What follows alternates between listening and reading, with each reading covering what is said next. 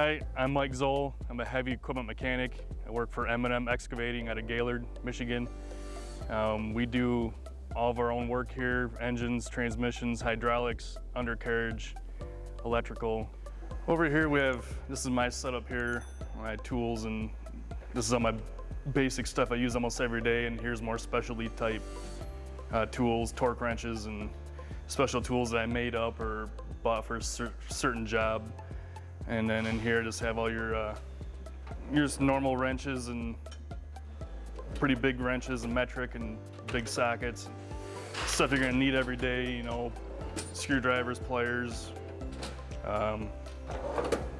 you know, hammers and punches, all that good stuff. All right, so here we work on everything from chainsaws up to D9 dozers. We got a bunch of scrapers we work on, off-road trucks and water trucks.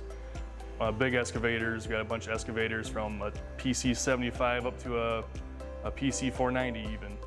You normally can see us working on a bunch of undercarriage work, oil changes, truck repairs. We've got a lot of loaders and stuff we deal with, pins and bushings, replace a lot of those, and engine work, engine overhauls, hydraulic cylinders, rebuild those.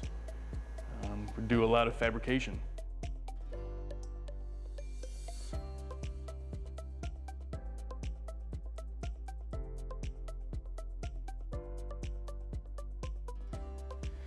So right now we're doing a complete undercarriage on this dozer. The sprockets and the chains were all worn out and all the rollers were worn right out.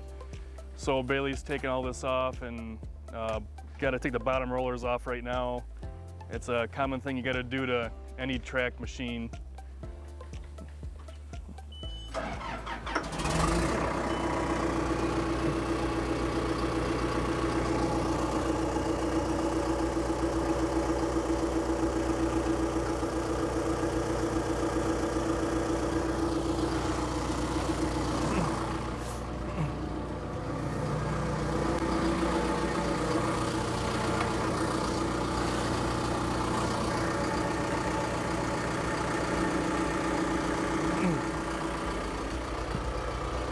So we had to pick this up to get those bottom rollers off.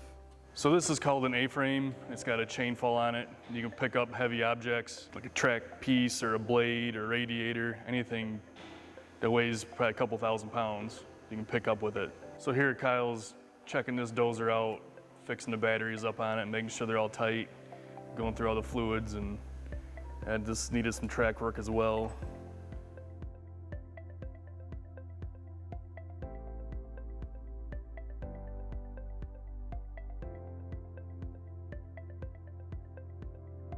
So you just saw me welding. I was wearing a welding jacket to protect myself from sparks and flames.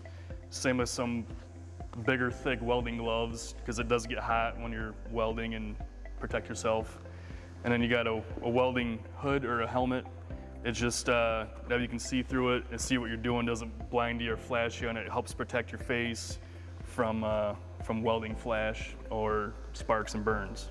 I guess if something breaks down or needs to be worked on, it either shows up to the shop and we prioritize it by when they need it next or how soon. We do have a work order system on our computer that tells us what needs to be worked on, when our oil changes are due. We're pretty strict on when we change the oil and what time frame. If something's severe, we'll go out in the service truck in the field and work on it out there. We do a lot of stuff here as well at the shop. So we do have quite a bit of mechanics in the shop and a few full-time out in the field. We do try to talk with each other and help each other out as much as we can. It is a very team-oriented, situation, because you got a lot of heavy lifting, and you need more than one set of hands to do something, whether it's setting something down or taking it off, or even somebody operating it so you can line something up to put a pin in. You do got to communicate with each other and know how to do something or what needs to be done. So each mechanic does work on their own piece of equipment for their own project or job. And if someone else needs help, or if you need help, whether it's trying to find out how something works or what's broke, or to pick something up, we'll go over and ask, hey, can you give us a hand for a second? And you're more than willing to help out, because you needed help too.